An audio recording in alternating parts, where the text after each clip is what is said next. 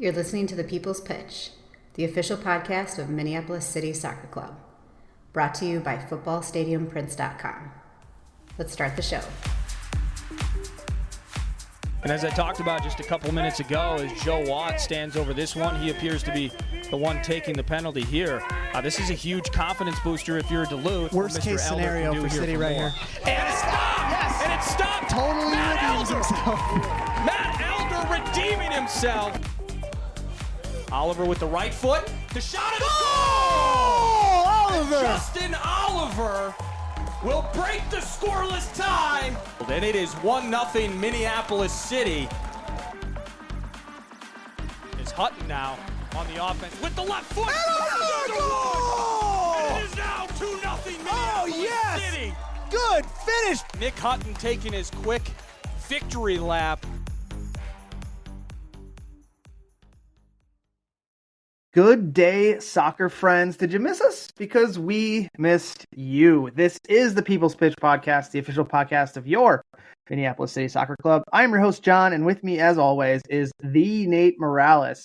We know it's been a bit since you heard from us, but you all know by now how the end of the season goes. It takes Nate and I some time to process kind of what's happened and that things are finally coming to an end, and then all of a sudden life starts again because life stopped during the season and was focused on soccer.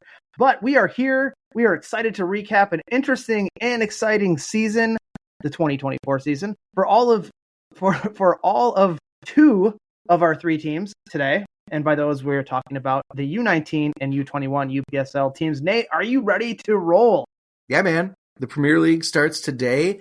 College teams back on campus. Maybe it is time to think about soccer again. So let's do this. I mean, I haven't really forgotten about soccer, but that's just... Anyways, let's dive right in. So first off, we have the newest addition to the club, the Young Guns, the UPSL Midwest West Division 1 U19 squad led by first-year head coach and first-team player Scotty Heinen. This team was built to service, in my opinion, a crucial space in the soccer landscape, preparing players to move from youth club soccer to the next step in their journey, which for most of them is the college game. In doing so, I know, Nate, you and I both feel the same, that this is a great option for players that want to see what the next level is going to look like, what it expects from the players, which in turn does a fantastic job, again, in our opinion, as well as give the club a true pipeline for the next wave of talent that we're hoping to have within the club for the next 5 to 6 seasons, if things go correctly. We also need to mention that it is a great recruiting ground for coaches within our club who also coach at the college level. So you look at across all three levels, you have college coaches. You look at the ancillary folks within the club, like John Pucci, who was our goalkeeper coach last year and a long time kind of staff member. He comes in the winter and helps out with the futures as a recruiting tool. Jonah Garcia comes in as a first team player, helps out in the winter as a recruiting tool. So it doesn't just benefit the players, it also benefits the staff members.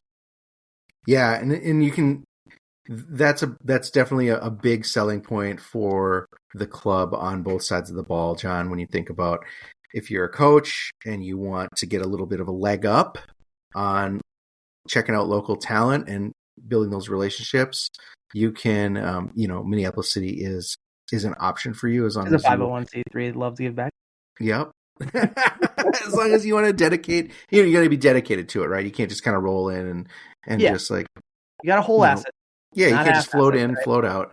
But I think that's the same thing goes for the young players. And I think this was a great opportunity for young players to learn about that and understand that. Like if you're going to if you dedicated time to going to practice, going to trainings, and maybe you couldn't make games or maybe you did make games. I think we saw that throughout the season that the roster was ever changing, but you saw that same core of guys, at least in training and at least on the bench, cheering on their teammates. And first of all, amazing way to develop continually from whether you're a 17 or 18-year-old from your junior or senior year into the next stage. Develop as a player, develop your skills, but also a way to develop those relationships, right? Yeah, absolutely. I thought it was really impressive that there was quite the brotherhood that kind of took place, because a lot of these guys do know each other from the club game, but there were some players that, you know, they all don't play on the same club team, and you're right, they showed up and showed out when they weren't in the team sheet, and that's awesome to see, especially at a younger level. So as far as how this year's end of the season recap is going, we used to go into all sorts of awards and all sorts of, like, you know, the 5 best moments and things like that. But we have a new format, because we got more teams to look at, and we're gonna go over just overall kind of team performance. You know, Nate and I's input on that. We'll look at, you know, what the table looked like, and how they finished, and we'll talk about what we like to call challenges faced. So, what were some of the challenging things that each of these teams faced throughout the season? Then we'll talk about some highlights, and then we'll get into our awards. So, hopefully, that sounds great to all of you, because that's what we're going to do. So, first off, let's talk about Hopefully, it sounds great, because you have no choice. Yeah, hopefully you like it. So, overall team performance. So, like we know, this is the first year of this kind of program within the club, starting for the U19s, and I felt that this team started out with a huge reality check facing Joy Athletic in what was the basically the team's first opportunity and the players' first opportunity to see what this level is going to be like. As Joy Athletic was also looking to kind of replicate our mold, placing a second team but in our case a third team in a lower division. But we both were there, Nate, and what our boys saw was a Joy Athletic first team. So basically, the full MPSL roster was rolled out, including a current professional player, and maybe not what we fully anticipated. We anticipated something of the sort, but the players really had no real kind of level setting ground to go off of, because they had never been in this league before. Yeah. So from that moment on, I feel the squad did a great job of understanding the assignment amidst a somewhat ever-changing roster. We'll talk about that in a little bit, due to, like, kind of club commitments. So it was a kind of a little bit of a challenging start for this squad. Yeah, we talked to John too about that early. We talked early about this 35-man roster and how, like, wow, that's a lot of players to throw on a UPSL roster, especially when you're used to seeing, you know, 20, 22, maybe 25 to make sure that guys get playing time. But man, did it pay off. And I think it paid off for obviously the team in their performance across the league, but paid off for the players too, even though some of them might not have been in the squad week in and week out. Their training in a group that size was beneficial to everybody. And really at the end of the season, you can look back and be like, it was that roster setting, I don't know, savvy, that choice from Coach Scotty Heinen and Faden and David that really set this team up for success. And well, as far as what the table looks like, 10 games played for the Young Crows, 6 wins, 2 draws, 2 losses. Here was an interesting stat that I threw in here, that the home record was 2-1-2, and the away record was 4-1-0. So no losses on the road, which is interesting. That was good for 33 goals for, a stingy 15 against, and then a total of 20 points. So as far as how the season went, it ended on a real high note with 5 straight regular season wins for second place in the league, missing out on the regular season title to Bateau FC by 2 points, whom, if you go way back to the archives, and when we talked about this game, they drew that game at home in their only meeting of the regular season on a real late mishap for the back line and a penalty kick when they were leading that game. And that was really, Nate, all the way back then, the title decider.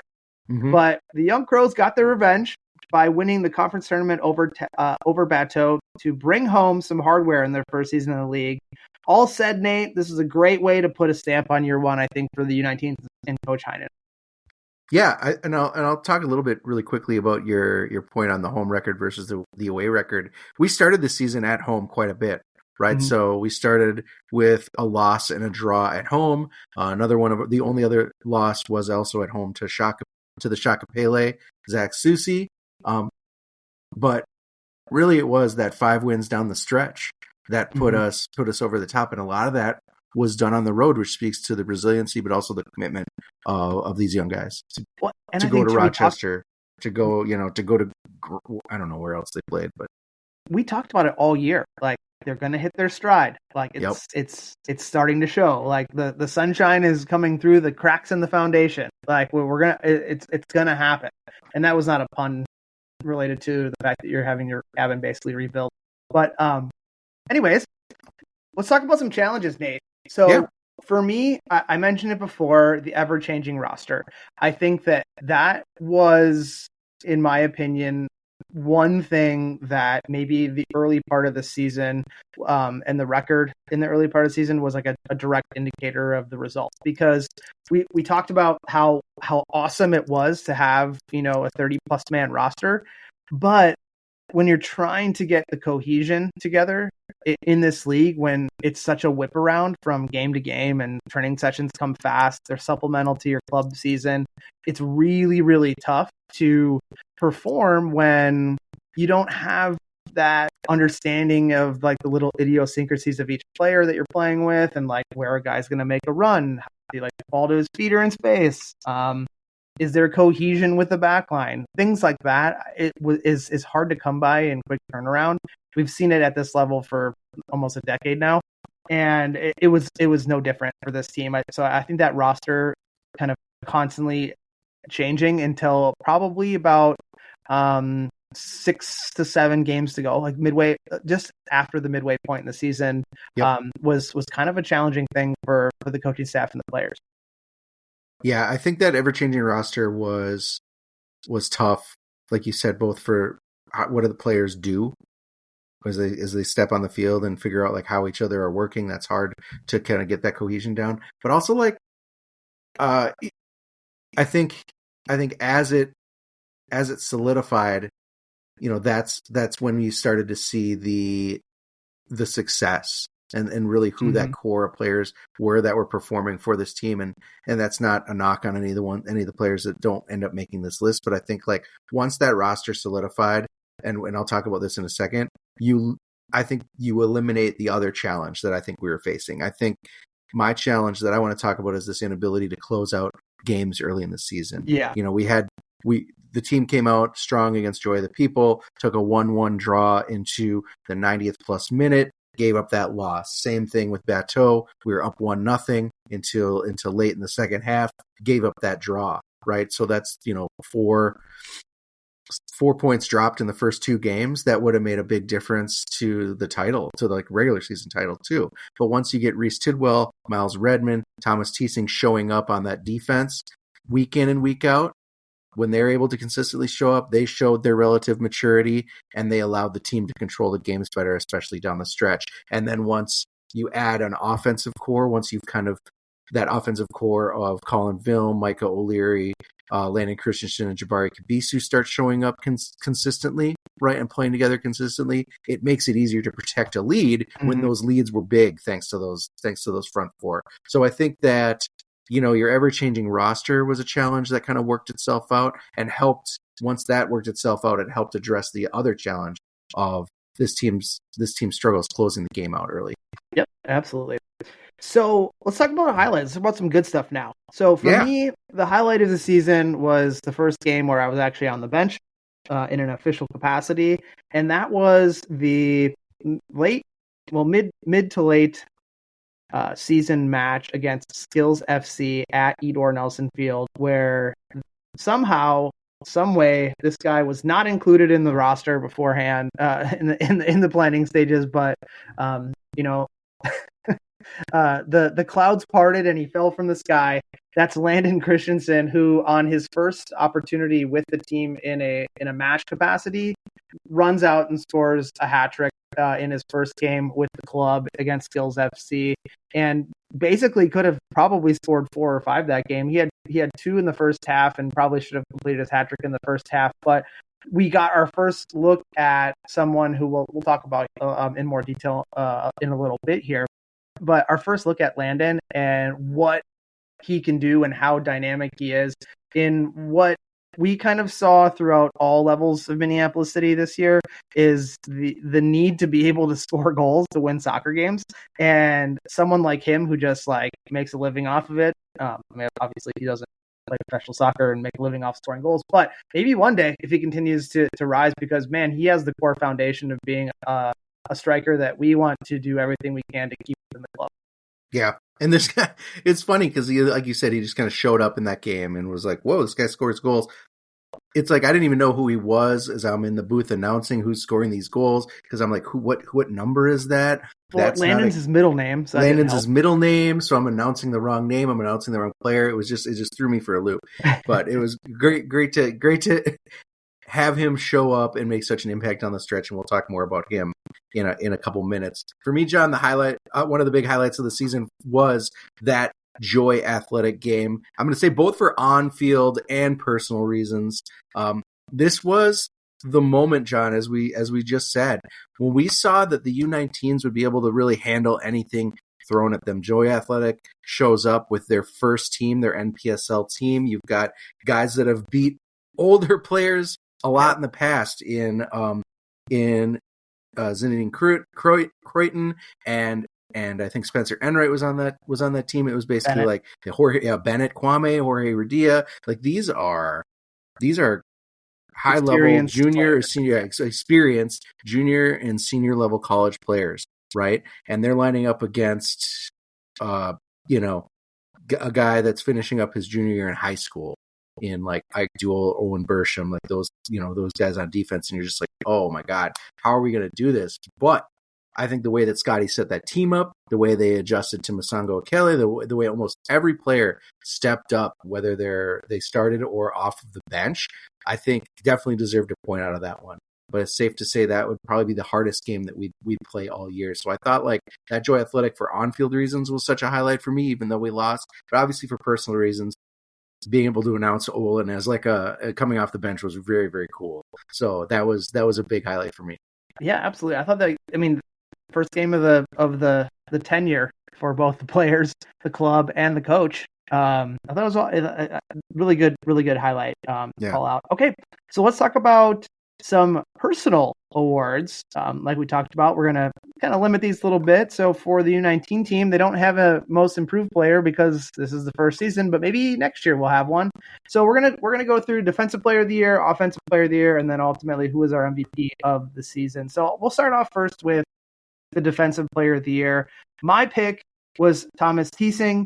I thought Thomas from tryouts to winter, I didn't necessarily see him stand out. I think the winter session for him was the feeling out period to try to like transform his game into what we would see in the summer. And that is exactly what he did.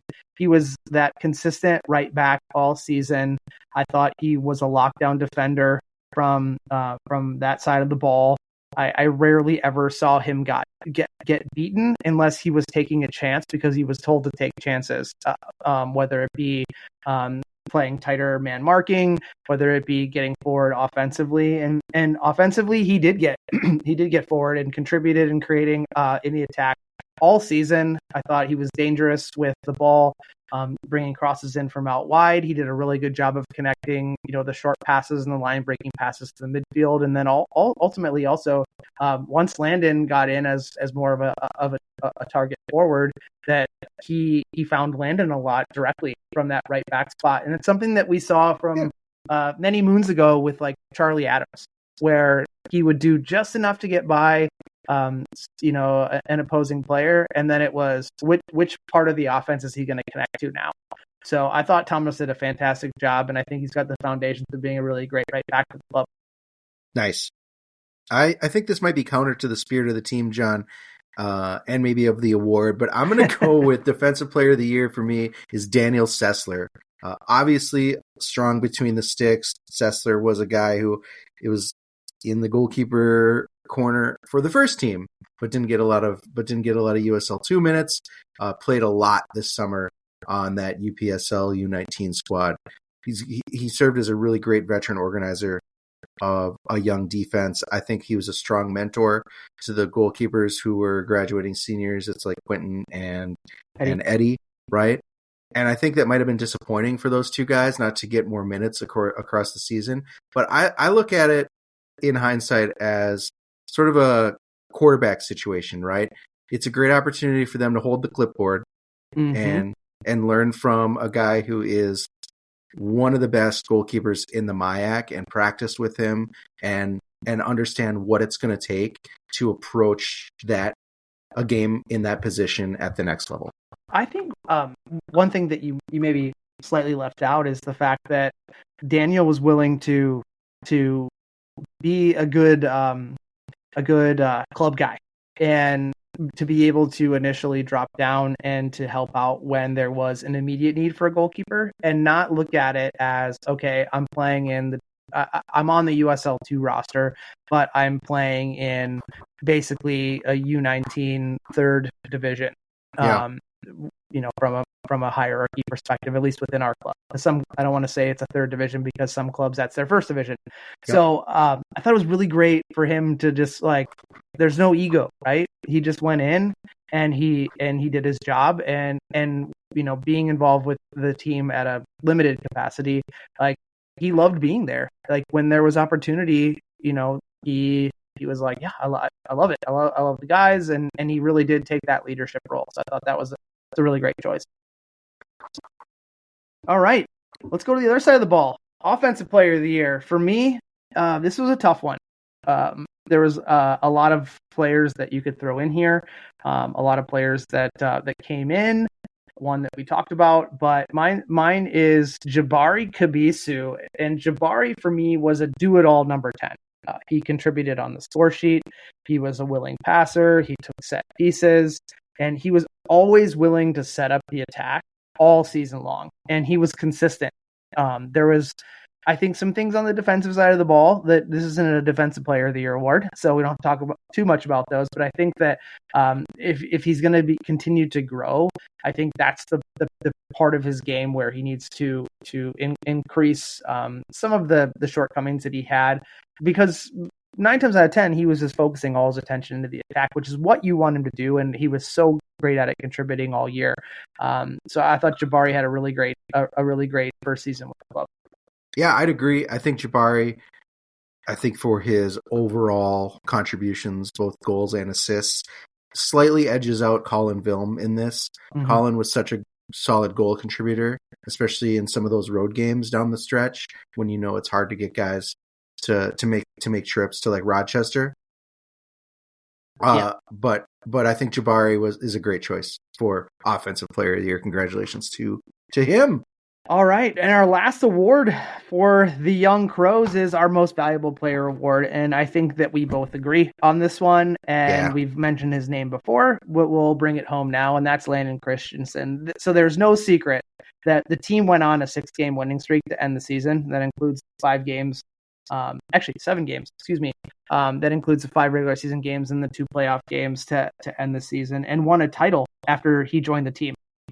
An absolute goal machine, like I mentioned. But if you talk about, like, his attributes, he's very good at hold-up play. He's very good at creating one-on-one. He didn't have a lot of opportunities where he had to create because of the delivery and the service that was coming from players like Vilm and Kabisu and Mike O'Leary. But when he had to create 1v1, he did. And poaching. He was always in the right place at the right time to get a foot, a knee, an elbow, whatever it might be, ahead onto the ball and to find the back of the net, which is extremely rare. There's not a lot of strikers that are being born in Minnesota. We can attest to that. I really hope that he continues his rise. He's going to be a freshman at UW River Falls next year, or right now. And I really hope that year of him being in college, maybe getting him into the weight program, putting on some pounds, adding some more strength. And if he really sticks with that, and I think that another player that, with the focus being that we want to have these players for 5 to 6 years, fingers crossed that he continues his rise, and only continues to get better, bigger, faster, stronger for the club. Yeah, 100%. And I also hope that the club is able to hang on to Landon for the future. I think I'm going to say, John, like, his rise this year in Division I rise with the club, I guess, feels counter to a lot of other players, that a lot of other strikers, especially big guys, that you have hyped up in the past. And not like I'm trying to get a dig in on you, but I think there have been guys that and I can, you and I will know, like, they've joined the club and you're like, this guy, phenomenal. This guy has scored a ton of goals in high school. it's almost like the opposite of that because he shows up almost out of nowhere, right? Shows up, like comes in late to the roster and then makes his impact. And it's like, I would rather have 5 Landons in the next 5 years, right? Mm-hmm. That than chase down these guys that are like, you know, all-time leading goal scorers for their high school and then show up and do nothing. And then it's like, oh man, what happened to that? So happy to have Landon, absolutely deserving of MVP for the UPSL Division 1 squad. Congratulations, Landon. All right, so John, let's move on to our U21 team recap. And I'll kick it off by saying, from the early days of MC2 and the U23 program, I can't remember. I don't think there has been a more razor-thin margin for error for this level of a club. And I think thanks to the performance of St. Croix over the last couple of years and this year's introduction of more quality teams like St. Paul Blackhawks, like 1826 Academy, it's getting harder and harder to succeed in this division. And yet this team continues to get it done. Yeah, absolutely. I mean, I want to thank the other clubs, honestly. We obviously are focused on ourselves, but the leveling up that happened, and we talked about it all year, and even in the initial preview of this division, we talked about how clubs are getting stronger. There's a lot of opportunity for players that are of quality that maybe started with us, but didn't find the pathway they initially wanted, and then they decided to go to other clubs that we faced in this division. So I think the hats off that goes to the UPSL and the other clubs. We've seen in the MPSL that it's trending down for a number of reasons. We won't get into that right now, but the UPSL is trending up, and I think it's becoming, at least in our area, like a premier local top division for sure. But as far as the team performance and how things kind of went this year, 10 games played, 8 wins, 1 draw, 1 loss. They were 5-0 at home and then had a 3-1-1 record on the road. They had 38 goals for, 20 against, and that was good for 25 points. And ultimately, that led to another division title, which it seems to be the standard for this team. But there was some pitfalls in the playoffs, and they ultimately did not get a chance to go into the national playoffs. But I really do think that that the foundation of the players that graduate from the 19s into the 21s, and then the players that stay, that get their opportunity to maybe become starters, that were more bench players this season for new coach Josh Roy. I thought really fantastic first season for Coach Roy to continue the tradition of performance in this division. Yeah, John, I would say that, like, when you're looking at that 8-1-1 record, it's, again, to make, to hammer home my earlier point, 1 draw and 1 loss, and you're still feeling like, oh man, are we going to be able to pull this off down the stretch? Right? It felt like that, right? Didn't it? This is a team that, by all accounts, like on paper, just were able to dominate most of their opponents, and then it's just like, you're talking 6-1 against Granite City, beating FC Minneapolis in a squeaker, which probably shouldn't have happened. Luckily had Superior City down the stretch, beating Leon FC. Anyway, like, we're winning these games, but we're not winning them by enough, maybe. I don't know. And that brings me into what are challenges that we faced in this season for the U21 team. And again, it's like, won the division, huge 8-1-1 record, like hard to pick these things out. But I'm going to say, John, and Josh put his arm around me at one point before that 1826 game, and he was like, so I heard we've got a problem with defense. And it turns out we do. And I'm going to say, when you give up 3 goals against Worthington, you give up 3 goals in the regular season against 1826 Academy, you give up 3 goals against FC Minneapolis and the Wing Wizard, it is a signal that there might be a problem, right? And I think you're going to be able to articulate this a little better than me. But I mean, when you saw, then we're eliminated from the playoffs by giving up 4 goals to 1826 Academy. So this team can score goals. This team has a solid pedigree of players, but we got to figure out how to not give them up. Yeah. So my challenge was transition. So this is probably gonna be another one where we get a text from Coach Roy on. But which we're open to, right? These are our opinions, so we're allowed to have them, whether they be right, wrong, or indifferent. I think the team did a heck of a job scoring goals. I mean, they scored 38, almost equaling the 43 that was scored during that undefeated Prunty season, where you had the triad of Derek Ullman, Cole Schwartz, and who was the other guy from St. Thomas? Jacek Nikowski. Jacek, yeah. Those guys all scored goals for fun, but when the goals came when they needed them, ultimately, they did run out of some goal scoring juice in the tournament. But during the regular season, it wasn't an issue. They scored the goals they needed to, and to outgun teams. But going forward, the team had a really great flow when they got on the ball, and they moved things quickly and effectively. It was like you talked about, the defense and what I'm calling the reverse transition.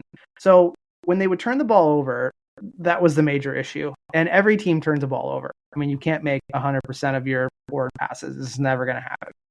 But at times, the numbers that were committed forward to be dynamic on offense were done so at the expense of the back line, who more times than I think I would like, and maybe Coach Roy, don't want to speak for him, wanted leaving either man for man on the counterattack or a deficit, 3-on-2, a 4-on-1, a 5-on-3. We had too many times where we were the ones, the twos, and the threes, and not the twos, the threes, and the fives. And shoring that up, I think, would leave less of a gap for the other teams in the league to pass through. Because there was ultimately like a good 5 to 10 yard gap on a consistent basis where teams were able to get that pass through and then turn and counter with numbers. So I think if that gets shored up, this is another undefeated season for the second time in club history in the division. Yeah, great points. And I think, like I said, ended up biting us in the end, but that transition was exactly what 1826 played off of, right? It's just like second, third runner that was they were incredibly fast, and suddenly they had numbers because they got us on transition every time. And the defense didn't. Last point, sorry. The defense didn't do a bad job either. I mean, they only gave up 20 goals. Yeah, but it was you can only do so much when you're at that deficit, for sure. Yeah. Let's talk about highlights of the season, John. And I'm gonna harken us back to a game against some familiar faces, as this U21 team lines up against guys that have played for Minneapolis City at the highest level in their time. The Minneapolis City Futures 3, Leon FC 2. This game was so fun for me to watch. Yeah, I was at that one. That's good. You talk about going down. We were down 2-1, right? We were able to claw back within the final minutes but it was thanks to a Leon FC red card. And I'll say, like, good on Mitch Munzing, good on Misael Harris to step up and score those goals to secure the win. But this game just had everything, John. It had a comeback. It had insane decision making from the opposing team. It had friends that we could cheer for on both sides, with Samuel and Jonah playing against our and Midu Yusuf playing against our younger guys. It was just such a fun game to watch, and then to get the win in the end. Like, it had every Contreras family member. Yep. Yeah, so that was a fun one. I hope to see more of that in the future. So for me, mine was the rain delayed win versus Vlora FC in the playoffs. Another one where I sat on the bench for. Games versus Vlora have more times than not, Nate, been for all the marbles and for a piece of hardware. But this year, it was the one that kind of started the playoff sequence, and the squad had to not only endure a very strong Vlora side that was very sharp on the day, but also the fact that there was like 40-mile-per-hour winds and rain all night. And it seems like whenever we go to Burnsville High School, it's like there's always rain, wind, and just inclement weather, and always like it somehow in our face. for two halves. Like it was weird. Like the wind kind of shifted on this one slightly, not in our favor for two halves. But for this match, I think Crows were throughout the whole entire season a 10 out of 10 on both sides of the ball. They tackled hard. They denied the direct counterattack all game. They used a quick pass and move style on offense to cause Laura fits in the offensive third. They played incredible defense, and their shape was one that didn't have that counterattack deficit. So I thought that it was probably my favorite, most complete performance that they had all season, and they were there to answer the challenge. And although the rain delay came, they had done enough within 60 minutes, scoreline of 2-0 to get the shutout, the 3 points, and move on into the next round of the playoffs. 10 out of 10. 10 out of 10. Let's get into the awards. Yeah, let's dive into the awards. This time we're tossing in the most improved because we did have some players who shared playing time last year, whether it be a lot or a little. But we selected for most improved this year Joe Swallen. So Joe Swallen, he played sparingly last season, and there were times when he did play that and again, in my opinion, he was a little bit overrun by some bigger, stronger opponents. He did go from last season with us to his first year in college as a Division I player at St. Thomas. So part of, I think, the transition was the fact that he was playing against bigger, faster, stronger opponents in college. But this past season, he was just a rock solid number 6 in the midfield. And I think it was basically, for me, he limited his turnovers that he had from the previous season. And I thought that in doing so, he ignited the transition attack really well, which we saw was like lights out from a transition perspective, and it ultimately led to a lot of goals scored. But a lot of those goals started from him receiving a pass and connecting up with his midfield partners of Asher Johnson and Mitchell Munzing, or ultimately him doing line breaking passes to whether it was Tomas Mena, Misael Harris, it was Hermanson, it could have been any number of those guys. But I also thought that he was fearless in 50-50 challenges, which is what we didn't see in the year prior. And I thought he had a fantastic season this past season for the Pros. Yeah, I like this Joe pick. Joe Swallen would be a name that comes to mind for me too. And I think the only thing I have to add, John, is that Joe is was maybe using this summer to level up and to try to work to advance his college career a little bit, because he's a St. Thomas player that is transferring to Augsburg this year, right? Looking to reignite that career, and I think he took a big first step in that process this summer. So good work to Joe. Going to see more of him. I'm going to see a lot more of him this fall. Yeah, absolutely. All right, Defensive Player of the Year. So for me, it was Sam Keating, another new face to the club. Sam, I thought, a consistent left back all season, left back spot kind of being a crux for the club. Not a lot of left-footed players out there that are willing to play left back. I thought he had some shaky moments early on.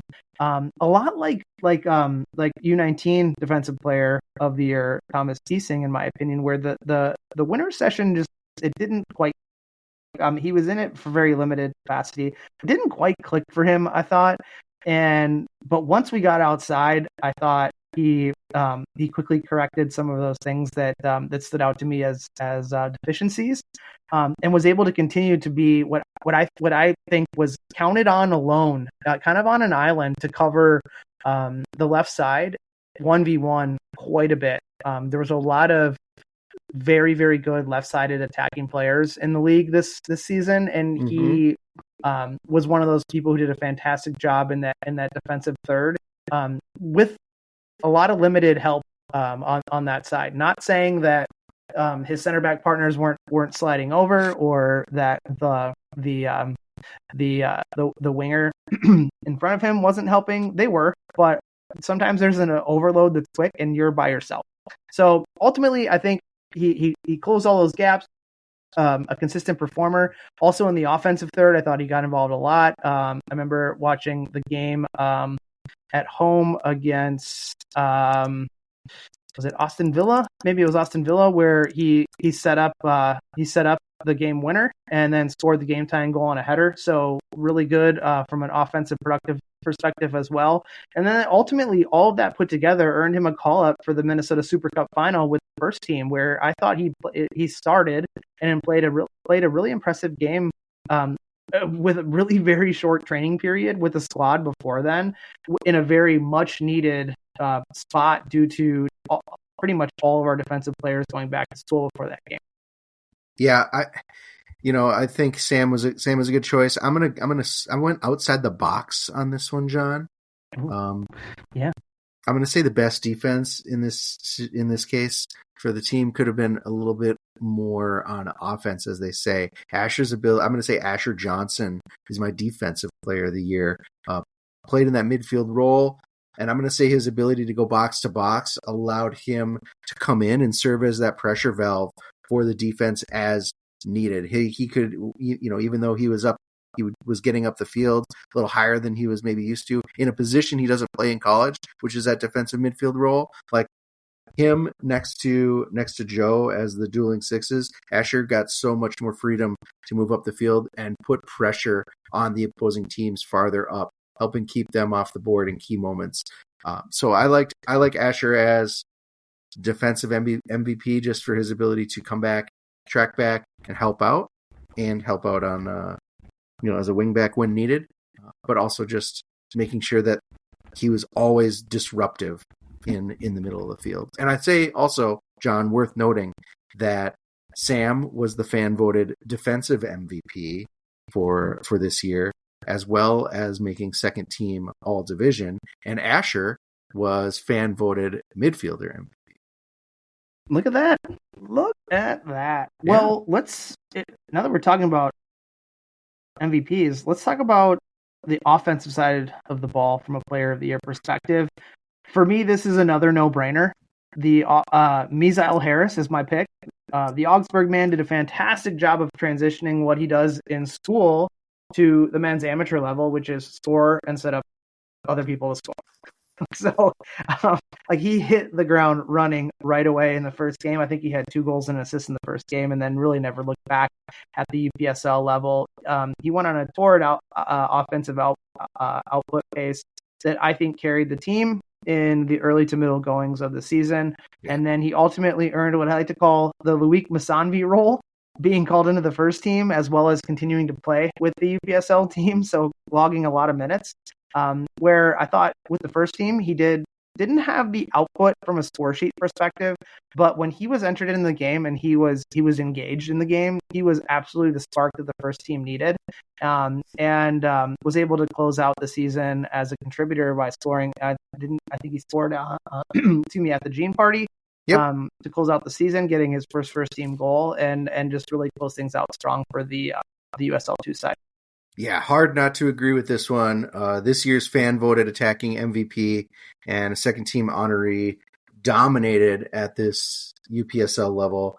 How he missed out on any first team mention is a legit head scratcher unless coaches were thinking, well, he didn't play the entire season for the UPSL or something.